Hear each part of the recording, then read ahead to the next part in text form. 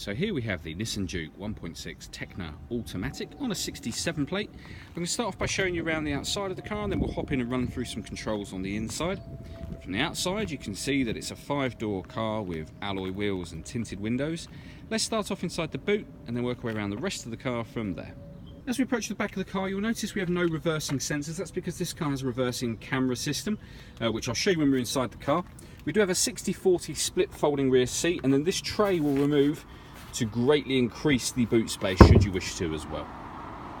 Okay, so we're just going to work our way back round to the front of the car, and then we'll hop in and run through some controls on the inside. But now that we've done a full circle of the car, you can see that it's in wonderful condition the whole way round.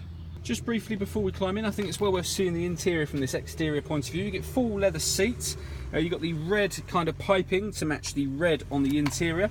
There's plenty to run through on the dashboard, so let's hop in and we'll do that now. Okay, so now that we're inside the car, we're going to start off with the dials. On the left hand side we have the rev counter, and on the right hand side the speedometer. In the middle at the top you can see the total miles on this car are only 1,406, so very, very low mileage.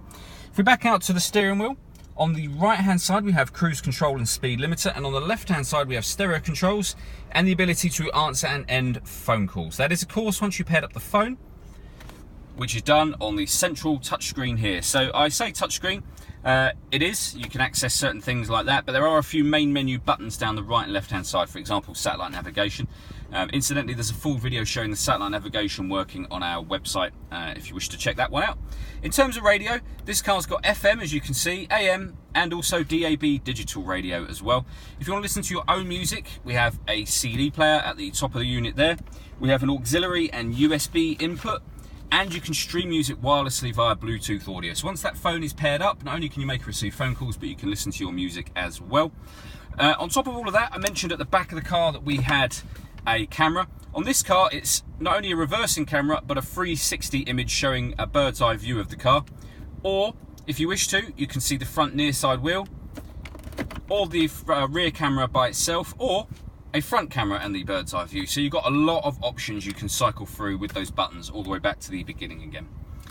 Below that, we have dual zone climate control, so you can set the temperature with this dial, fan speed over on this one. Once you're happy with those settings, you can turn the air conditioning on by hitting that button, or you can push this one in and it puts it on auto. The fans will take complete control and maintain that temperature for you. To override that, you can either press the auto button again or just simply readjust the fan speed to turn that system off. This screen doubles up as not only climate control, but the driver modes button or screen as well. So you can put the car in normal, sport or eco from there. Underneath that section, we have the USB and auxiliary input, your fully automatic gearbox, and then underneath the central armrest section, a driver and passenger heated seat.